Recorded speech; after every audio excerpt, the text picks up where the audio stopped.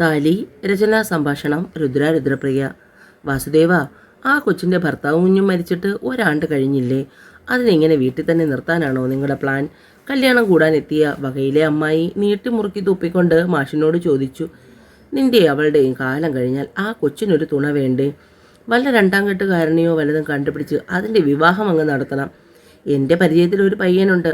പ്രായം ഇശി കൂടുതലാണ്, എന്നാലും ഒരു പെണ്ണിനെ നോക്കാനുള്ള കരുത്തൊക്കെ അവനുണ്ട്. എൻ്റെ മോള് പുര നിറഞ്ഞ് എനിക്ക് ഭാരമായി നിൽക്കുകയല്ല. അങ്ങനെ കണ്ണിൽ കാണുന്ന ആരുടെയെങ്കിലും കയ്യിൽ പിടിച്ചു കൊടുത്ത് ഭാരമിറക്കാൻ. അവർ പറഞ്ഞതൊട്ടും ഇഷ്ടപ്പെടാത്ത മട്ടിൽ മാഷ് മറുപടി പറഞ്ഞു. ഓ, കുഞ്ഞിനെയും ഭർത്താവിനെയും കൊല്ലിച്ചിട്ട് വന്ന് നിൽക്കുന്നവളാ. അവൾക്ക് എന്ത് മഹിമയാ! ആർക്കറിയാം ഇവളുടെ ദോഷം കൊണ്ടാണ് അതുങ്ങൾ ചത്തുമലച്ചതെന്ന്. അത്രയും നേരം മിണ്ടാതെ കേട്ടുകൊണ്ടിരുന്ന കമലൻ ചാടി എഴുന്നേറ്റു. ദേ, അമ്മായി ആണെന്നൊന്നും ഞാൻ നോക്കില്ല. വായിൽ വരുന്നത് വിളിച്ചു പറഞ്ഞാൽ. എൻ്റെ കുഞ്ഞിനെ എന്തു ദോഷവും എന്നാ തള്ളേ നിങ്ങളീ പറഞ്ഞു വരുന്നത്? അവളുടെ ജാതകത്തിൽ ഒരു ദോഷവും ഇല്ല. പിന്നെ വിധി അവൾക്ക് കൊടുത്തില്ല, അനുഭവയോഗ്യം, അത്രയേ ഉള്ളൂ. എല്ലില്ലാത്ത നാവും വെച്ച് എന്തും വിളിച്ചു പറഞ്ഞാലുണ്ടല്ലോ, പ്രായമായി പോയെന്നൊന്നും ഞാൻ നോക്കില്ല. അത്രയും പറഞ്ഞുകൊണ്ട് കമലൻ നിന്ന് വിറച്ചു. അമ്മായി ഒന്നും മിണ്ടാതെ എഴുന്നേറ്റ് പോയി. ഓ, കെട്ടിയോനും ചത്തുവന്ന് നിൽക്കുന്നവർക്കൊക്കെ എന്തൊരു നെകളിപ്പാ! ആ സംഭാഷണം അവിടെ കഴിഞ്ഞെങ്കിലും വാസുദേവൻ്റെ മനസ്സിൽ അതൊരു നെരിപ്പോട് പോലെ കിടന്നു പുകഞ്ഞു. തൻ്റെ മകളുടെ ജീവിതം ഇനി ഏത് വഴിക്കാണ് നീങ്ങുന്നതെന്ന് ആ അച്ഛനും അമ്മയ്ക്കും അറിയില്ലായിരുന്നു. എന്നെ മനസ്സിലായോ മോന്? ഭവാനിയമ്മ ജയകൃഷ്ണനോട് ചോദിച്ചു. അതെന്താ അമ്മേ അങ്ങനെ ഒരു ചോദ്യം? എനിക്കറിയില്ലേ ദേവൻ്റെ അമ്മയെ? എനിക്ക് അമ്മയെ അറിയാം. ഞാൻ 1-2 തവണ ദേവൻ്റെ ഒപ്പം വീട്ടിൽ വന്നിട്ടുണ്ട്. പക്ഷേ അന്നൊന്നും അമ്മ അധികം സംസാരിച്ചിട്ടില്ല. അവൻ്റെ കൂട്ടുകാരോടും അവനോടുമൊന്നും ഞാൻ നേരെ ചൊവ്വേ സംസാരിച്ചിട്ടില്ല. അന്നൊക്കെ എനിക്ക് എന്തായിരുന്നു എന്ന് പോലും എനിക്ക് തിരിച്ചറിയാൻ കഴിയുന്നില്ല. ഇന്നതൊക്കെ ആലോചിക്കുമ്പോൾ നെഞ്ചു നോവും. ദൂരത്തു നിന്ന് നിന്നെ കണ്ടാൽ എൻ്റെ ദേവനെ പറിച്ചു വച്ചിരിക്കുന്നത് പോലെയുണ്ട്. ഇന്നിപ്പോൾ ഞാനിവിടെ വന്നതിനൊരുദ്ദേശമുണ്ട്. മോനെ കണ്ട് സംസാരിക്കണം. അതെന്തായാലും നടന്നു. വളച്ചു കെട്ടി സംസാരിച്ച് എനിക്ക് ശീലമില്ല. ഞാൻ ആരോടും ഇങ്ങനെ സംസാരിച്ചിട്ടുമില്ല. അതുകൊണ്ടാണ് നിന്നോട് സംസാരിക്കുമ്പോൾ എനിക്ക് പലപ്പോഴും വാക്കുകൾക്ക് ക്ഷാമം അനുഭവപ്പെടുന്നത്. ദേവൻ്റെയും മോൻ്റെയും മരണത്തോടെ ദേവി തികച്ചും ഒറ്റപ്പെട്ട അവസ്ഥയിലാണ്. അവളുടെ ആ അവസ്ഥ മാറി അവൾക്ക് പുതിയൊരു ജീവിതം ഉണ്ടാകണമെന്ന് എല്ലാവരെയും പോലെ ഞാനും ആഗ്രഹിക്കുന്നു. പക്ഷേ ദേവിയോട് ഇക്കാര്യം എങ്ങനെ അവതരിപ്പിച്ചാലും അവൾ അനുസരിച്ചെന്ന് വരില്ല. അവളുടെ മനസ്സിലേറ്റ മുറിവ് അത്ര പെട്ടെന്നൊന്നും മായുന്നതുമല്ല. ഭർത്താവിനെയും കുഞ്ഞിനെയും ഒരുപോലെ നഷ്ടപ്പെട്ട് കഴിയുന്നവളാണ്. അവൾക്ക് സമനില തെറ്റാതിരിക്കുന്നത് തന്നെ ആരുടെയൊക്കെയോ ഭാഗ്യം. അവളുടെ ഈ വേദന കാണുമ്പോൾ ഒരുപാട് സങ്കടം തോന്നും. പക്ഷെ അവളുടെ മുന്നിൽ നമ്മൾ സഹതാപം പറഞ്ഞിരുന്നാൽ അവളിപ്പോൾ അനുഭവിക്കുന്ന ജീവിതത്തിൽ നിന്നും പുറത്തേക്ക് വരില്ല. രമ്യയുടെ ഡേ കെയറിൽ പോയതിന് ശേഷമാണ് അവൾക്ക് കുറച്ചെങ്കിലും മാറ്റം ഉണ്ടായത്. ദേവൻ മരിച്ചതിൽ പിന്നെ ഞാൻ അവളെ അവിടെ നിർത്താത്തത് എൻ്റെ മോൻ്റെ വിധവയായി അവൾ അവിടെ തന്നെ ചടഞ്ഞു കൂടിപ്പോവും. അതുണ്ടാകരുത്. അവൾക്കും വേണം ഒരു ജീവിതം. മോളെ ദേവിക്ക് ഒരുപാട് ഇഷ്ടമാണ്. ജയൻ ഭാര്യ മരിച്ച് കുഞ്ഞുമായി തനിയെ താമസിക്കുന്നു. ദേവി ഭർത്താവും കുഞ്ഞും നഷ്ടപ്പെട്ടും ജീവിക്കുന്നു. നിങ്ങൾ രണ്ടുപേരും ചേർന്നാൽ ആ കുഞ്ഞിന് അച്ഛനെയും അമ്മയെയും കിട്ടും. ദേവി നിങ്ങളുടെ ജീവിതത്തിൽ കടന്നു വരുമ്പോൾ ആ കുഞ്ഞിന് അമ്മയായി. പതിയെ പതിയെ നിങ്ങളുടെ ജീവിതത്തിലും മാറ്റം സംഭവിക്കും.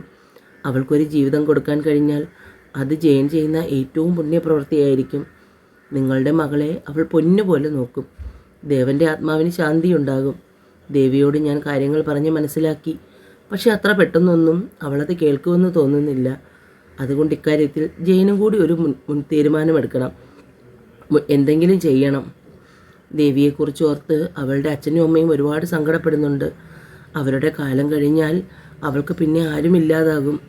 ആ അവസ്ഥയുണ്ടാകരുത്. അപ്പോഴും ഹരി എവിടേക്ക് നടന്നു വന്നു. കഴിഞ്ഞില്ലേ അമ്മേ നിങ്ങളുടെ സംസാരം? നമുക്കിറങ്ങാം. ദാ വരുന്നു ഹരി. ഇറങ്ങട്ടെ മോനെ. അമ്മ പറഞ്ഞതൊന്നും നീ മറന്നു പോകരുത്. കല്യാണവും അതിൻ്റെ തിരക്കുകളൊക്കെ കഴിഞ്ഞ് ദേവി ഇന്നാണ് തിരികെ വീട്ടിലെത്തിയത്. ഇത്രയും ദിവസം അവൾ അപ്പച്ചിയുടെ വീട്ടിലായിരുന്നു. അച്ഛൻ്റെയും അമ്മയുടെയും മുഖം വലിയ തെളിച്ചു വരിക്കുന്നത് കണ്ടപ്പോൾ തന്നെ അവൾക്ക് സംശയം തോന്നി. ചിലതൊക്കെ അവൾ ഊഹിക്കുകയും ചെയ്തു. അവൾ നേരെ അച്ഛൻ്റെ അടുത്തേക്ക് ചെന്നു. വിവാഹത്തിന് വന്നവർ ഒറ്റയും തെറ്റയും തിരിഞ്ഞ് ദേവിയുടെ കാര്യങ്ങൾ അച്ഛനോടും അമ്മയോടും ചോദിച്ചു. ചിലതൊക്കെ ദേവി കേൾക്കുകയും ചെയ്തു. പക്ഷെ അതിന് വലിയ പ്രാധാന്യമൊന്നും കൊടുത്തില്ല. അച്ഛൻ എഴുന്നേറ്റ് നെഞ്ചും തടവിയിരുന്നു. ദേവി മോളെ, അച്ഛന് നിന്നോടൽപ്പം സംസാരിക്കാനുണ്ട്. കാര്യത്തിൻ്റെ ഏകദേശ രൂപം എന്താണെന്ന് ദേവിക്കറിയാമായിരുന്നു. എങ്കിലും അവൾ അച്ഛനെ കേൾക്കാനായിരുന്നു. അച്ഛന് കേൾക്കാനിരിക്കുമ്പോൾ അവളുടെ ശ്രദ്ധ മുഴുവനും അച്ഛനിലായിരുന്നു. ഇപ്പോൾ കുറേ നാളുകളായി അച്ഛനെ താനൊന്ന് ശ്രദ്ധിച്ചിട്ട് തന്നെ ഒരുപാട് ക്ഷീണവും അവശതയും ആ മുഖത്ത് നിഴലിച്ച് നിൽപ്പുണ്ട്. അവൾ കസേരയുടെ അടുത്ത് നീങ്ങിയിരുന്നു അച്ഛൻ്റെ കൈകൾ അവളുടെ കൈകളിൽ പൊതിഞ്ഞു പിടിച്ചു. അയാൾ അവളുടെ മുഖത്തേക്ക് നോക്കി നെടുവേർപ്പെട്ടു. ഒഴിഞ്ഞു കിടക്കുന്ന സീമന്തരേഖയും പൊട്ടുകുത്താത്ത നെറ്റിയും താലിയില്ലാതെ കഴുത്തിലൂടെ കണ്ണുകൾ പാഞ്ഞു. മകളുടെ വിധിയിൽ അയാളുടെ കണ്ണ് നിറഞ്ഞു.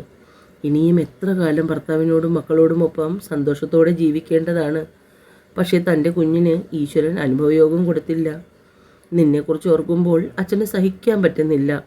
ഞങ്ങളുടെ കാലം കഴിഞ്ഞാൽ പിന്നെ നിന്റെ ജീവിതം എന്താകുമെന്ന് ആലോചിക്കാൻ കൂടി കഴിയുന്നില്ല. ഇനിയുള്ള കാലം ഇങ്ങനെ തന്നെ ജീവിക്കാനാണോ നിന്റെ തീരുമാനം? അച്ഛൻ്റെ ചോദ്യങ്ങളെല്ലാം അവൾ കേട്ടുകൊണ്ടിരുന്നതല്ലാതെ അതിന് മറുപടി ഒന്നും പറഞ്ഞില്ല. എൻ്റെയും നിൻ്റെ അമ്മയുടെയും കാലം കഴിഞ്ഞാൽ നിനക്ക് ആരെങ്കിലും ഉണ്ടോ? അതിനെക്കുറിച്ച് നീ ഇതുവരെ ചിന്തിച്ചിട്ടുണ്ടോ മോളെ? അവൾ ഒന്നും മിണ്ടാതെ അച്ഛനെ കേട്ട് തലയും കുനിച്ചിരുന്നു. ഇന്ന് വരെയുള്ള നിൻ്റെ ജീവിതത്തിൽ തീരുമാനമെടുക്കാനുള്ള എല്ലാ അവകാശവും ഞങ്ങൾക്കായിരുന്നു. കുഞ്ഞുനാൾ മുതൽക്കേ നിനക്ക് നിൻ്റേതായ ഇഷ്ടമൊന്നും തന്നെ ഇല്ലായിരുന്നു. അച്ഛനും അമ്മയും എന്ത് പറയുന്നു അത് തന്നെയായിരുന്നു നിൻ്റെയും തീരുമാനം. ഞങ്ങൾ നിൻ്റെ ജീവിതത്തിലെടുത്ത തീരുമാനങ്ങൾ ഒന്നും തെറ്റല്ലായിരുന്നു. പക്ഷേ വിധി ആർക്കും മാറ്റിയെഴുതാനാവില്ലല്ലോ മോളെ. അതുകൊണ്ട് നിൻ്റെ കാര്യത്തിൽ ഞാൻ ചില തീരുമാനങ്ങൾ എടുത്തിട്ടുണ്ട്. ഇപ്പോഴത്തെ പോലെ അച്ഛൻ്റെ മോള് അത് അനുസരിക്കണം. അച്ഛൻ പറഞ്ഞു വരുന്ന എന്താണെന്ന് മനസ്സിലായെങ്കിലും ഇത്രയും നേരം ഒന്നും മിണ്ടാതിരിക്കുകയായിരുന്നു ദേവി. എൻ്റെ ജീവിതത്തിലെ എല്ലാ കാര്യങ്ങൾക്കും തീരുമാനമെടുക്കാനുള്ള എല്ലാ അവകാശവും അച്ഛനും അമ്മയ്ക്കും ഉണ്ട്. ഇതുവരെ ഞാൻ അതിന് ഒരു തടസ്സവും പറഞ്ഞിട്ടില്ല. ഇപ്പോൾ നിങ്ങൾ പറയാൻ പോകുന്നത് എന്താണെന്നും ഏകദേശം എനിക്ക് ഊഹിക്കാം. എൻ്റെ ദേവേട്ടനെയും അമ്മുമോനെയും മറന്ന് ഞാൻ മറ്റൊരു ജീവിതത്തിലേക്ക് പോകണമെന്നാണ് അച്ഛൻ പറയുന്നതെങ്കിൽ എനിക്ക് ചിലപ്പോൾ അനുസരിക്കാൻ കഴിഞ്ഞെന്ന് വരില്ല. ഇനി എനിക്ക് ഒരാളെ സ്നേഹിക്കാൻ കഴിയുമെന്ന് തോന്നുന്നില്ല അച്ഛാ. മോളെ, അതൊക്കെ നിൻ്റെ തോന്നൽ മാത്രമാണ്. കാലത്തിന് മായ്ക്കാൻ പറ്റാത്ത മുറിവുകളായി ഒന്നും തന്നെ ഇല്ല. കാലക്രമേണ നീയും കാലത്തിനൊപ്പം സഞ്ചരിച്ചു തുടങ്ങും. അച്ഛൻ്റെയും അമ്മയുടെയും മനസ്സിൽ ഇപ്പോൾ ഒരാളുണ്ട്. നിന്നെ പൂർണ്ണ മനസ്സോടുകൂടി സ്നേഹിക്കാനും സ്വീകരിക്കാനും അയാൾക്ക് കഴിയും. പറഞ്ഞു വന്നത് ജയകൃഷ്ണനെ കുറിച്ചാണെന്ന് നിനക്ക് നന്നായി അറിയാം. ആ മോൾക്ക് നീയൊരു നല്ല അമ്മയായിരിക്കും, അത് ഞങ്ങൾക്ക് ഉറപ്പാണ്. നിൻ്റെ വേദനയ്ക്ക് മരുന്നാവാൻ ആ കുഞ്ഞിന് കഴിയും. ആ കുഞ്ഞിനും അയാൾക്കും ഒരു ജീവിതം കൊടുക്കാൻ കഴിയുന്നത് ഭാഗ്യമല്ലേ? അയാൾ ഭാര്യ മരിച്ച് കുഞ്ഞുമായി ഒറ്റയ്ക്ക് താമസിക്കുന്നു. നീയാണെങ്കിൽ ഭർത്താവിനെയും കുഞ്ഞിനെയും നഷ്ടപ്പെട്ട് തനിയെ ജീവിക്കുന്നു. നിങ്ങൾക്ക് പരസ്പരം ആശ്വാസമാകാൻ കഴിഞ്ഞാൽ അതിൽ പരം എന്താണ് സന്തോഷം ഞങ്ങൾക്കുള്ളത്? അച്ഛൻ പറയുന്നത് എൻ്റെ മോൾ കേൾക്കണം. നിൻ്റെ വിധിയെക്കുറിച്ച് ഓർത്ത് നിന്നെപ്പോലെ ദുഃഖിക്കുന്നവരാണ് ഞാനും നിൻ്റെ അമ്മയും. ഈ ഒരു കാര്യത്തിൽ എനിക്ക് അച്ഛനെ ധിക്കരിക്കേണ്ടി വരും.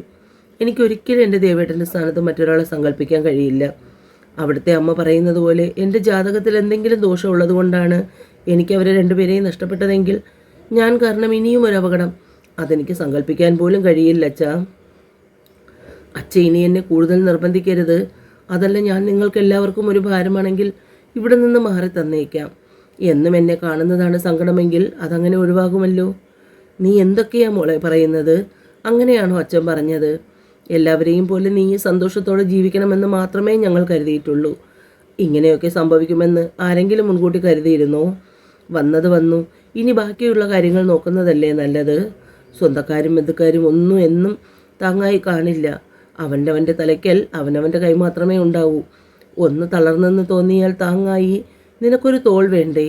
അത്രയുമേ ഞാൻ ഉദ്ദേശിച്ചുള്ളൂ. വേണ്ടച്ച, വേണ്ടമ്മേ, എനിക്കൊന്നും കേൾക്കണ്ട. എന്നോട് ഇക്കാര്യം ഇനി സംസാരിക്കരുത്. എൻ്റെ ദേവേട്ടൻ്റെയും മോൻ്റെയും ഓർമ്മകൾ മാത്രം മതി എനിക്കിനിയുള്ള കാലം മുന്നോട്ട് ജീവിക്കാൻ. അത്രയും പറഞ്ഞുകൊണ്ട് ദേവി അച്ഛൻ്റെ അടുത്തു നിന്നും എഴുന്നേറ്റ് സ്വന്തം മുറിയിലേക്ക് പോയി. ദേവിക്ക് പിന്നാലെ എഴുന്നേറ്റ് പോകാൻ പോയ സുഭദ്രയെ അച്ഛൻ തടഞ്ഞു. വേണ്ട, അവളെ ശല്യം ചെയ്യേണ്ട കമലം. ഈശ്വരൻ ഈ വയസ്സുകാലത്ത് കൊണ്ടുവന്ന് വച്ച വിധി ഇങ്ങനെ ആയിപ്പോയി. അയാൾ തോളിൽ കിടന്ന് തോർത്തെടുത്തുകൊണ്ട് കണ്ണമർത്തി തുടച്ചു. രാത്രിയിൽ കിടക്കുമ്പോൾ ദേവിയുടെ കണ്ണുകൾ നിറഞ്ഞു തൂവിക്കൊണ്ടേയിരുന്നു. അച്ഛൻ്റെ ഭാഗത്തു നിന്നും ഇങ്ങനെയൊരു നീക്കം ഒട്ടും പ്രതീക്ഷിച്ചില്ല. ഇപ്പോൾ കുറേ നാളായി എല്ലാവരുടെയും സംസാരത്തിൽ ജയകൃഷ്ണനും മാതുമോളും കടന്നു വരുന്നു. മോൻ്റെയും ദേവേട്ടൻ്റെയും ഓർമ്മ മാത്രം മതി ഇനിയുള്ള ജീവിതകാലം മുഴുവൻ ജീവിച്ചു തീർക്കാൻ. ഭർത്താവില്ലാതെ ഒരു സ്ത്രീക്ക് സമൂഹത്തിൽ ജീവിക്കാൻ കഴിയില്ലേ? ആലോചനകൾ കാട് കയറിയപ്പോൾ സ്വയം കാരണങ്ങൾ തേടിപ്പിടിച്ച് ദേവി ആശ്വസിച്ചു. രാത്രിയിൽ മാഷിന് വല്ലാത്ത ശ്വാസമുട്ടൽ അനുഭവപ്പെട്ടു. തൊണ്ട പറ്റി വരളുന്ന പോലെ തോന്നി. അയാൾ എത്തി വെള്ളത്തിൻ്റെ ബോട്ടിൽ പിടിക്കാൻ ശ്രമിക്കും മുമ്പേ അത് നിലത്തേക്ക് വീണിരുന്നു. തുടരും.